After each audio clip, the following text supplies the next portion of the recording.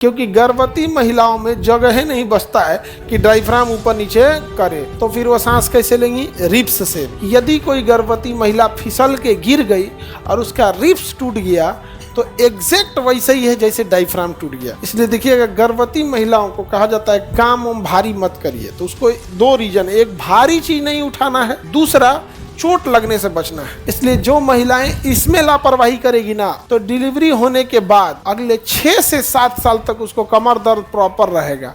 आटा आसान की उठेगी, रोटी बना के ईंट के एकदम बाप बाप कमर दुखा रहा है यहाँ पे, तर तर तर बोलेगा। 6 साल पूरा हुआ नहीं कि एगो और हो जाएगा।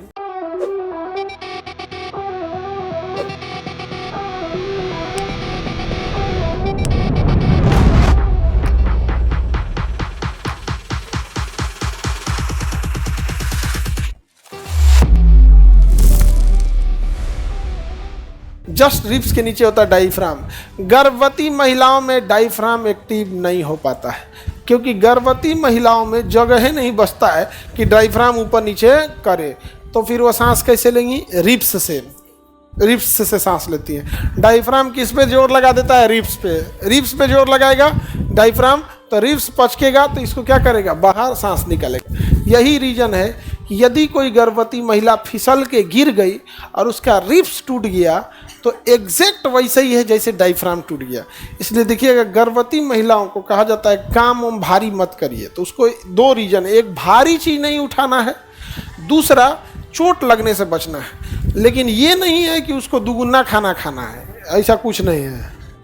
न्यूट्रिशंस खाना है, दुगुना नहीं खाना है, समझा गया? क्योंकि बच्चे में जो भोजन पहुंचाता है प्लेसेंटा, अब प्लेसेंटा को कोई मतलब नहीं है आप दाल भात चोखा खाएं या नहीं खाएं। वो कहता है पहले भोजन पच जाए, पहले भोजन पच जाए, इसमें से बढ़िया बढ़िया चीज़ निकाल देंगे। तो जितना बढ़िया चीज़ है, आयरन वगैरह सबसे पहले ले लेता है, आयरन और कैल्शियम सबसे पहले लेता है। इसलिए जो महिलाएं इसमें लापरवाही करेगी ना, आयरन में और कैल्शियम में अगर लापरवाही कर दी तो डिलीवरी होने के बाद अगले 6 से 7 साल तक उसको कमर दर्द प्रॉपर रहेगा।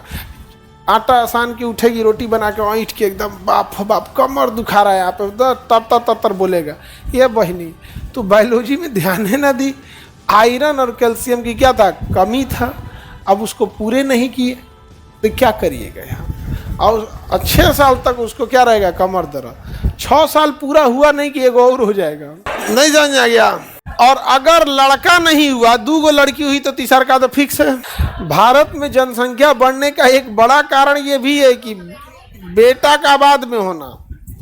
यदि किसी को 2 बेटा हो गया ना तो ठीक है, नहीं समझ में आ गया। लेकिन अगर किसी को बेटा नहीं है तो उसके लिए कम से कम तब तक जब तक बेटा ना हो जाए।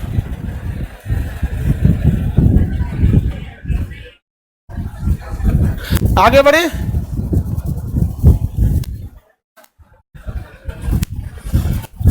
अरे बाबू, मूंगफली वगैरह में भी अच्छा खासा मात्रा में आपके फैट होता है, कैल्शियम होता है। समझ में आ गया कि नहीं आ गया? पालक वगैरह में भी अच्छा खासा सोर्स होता है, कैल्शियम आयरन ये सब के सोर्स होते हैं। तो जरूरी नहीं कि आपको सेब ही खाएं यहाँ पर। हालांकि गरीबी भयानक है, दुनिया में कोई बीमारी नहीं हो सकती है, बायोलॉजी ने ऐसा सिस्टम सेट किया है। बशर्ते शर्त क्या है? तो जितने प्रकार के फल का सीजन है और जितने प्रकार की सब्जियों का सीजन है, यदि उसका लोग बढ़ चढ़ कर सेवन करें तो दिक्कत नहीं होगा और किसी एक चीज़ पे डिपेंडेंट न रहे। भारत के लोग सबसे ज़्यादा डिपेंडेंट है गेहूं और चावल पर।